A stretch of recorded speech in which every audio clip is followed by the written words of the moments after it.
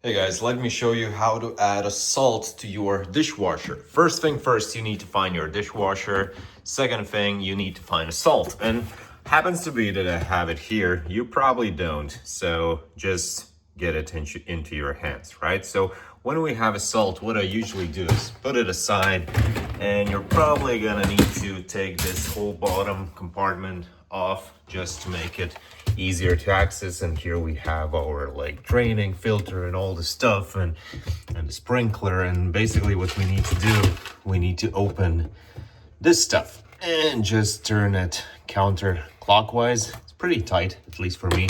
And there inside, as you can see, we have a little bit of the salt. And this is the exact place where you need to add it. If you're gonna ask how much, I'm not sure.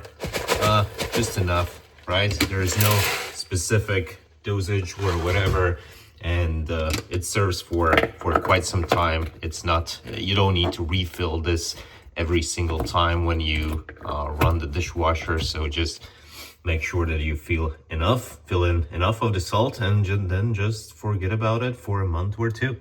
So there you go. Hope this was useful.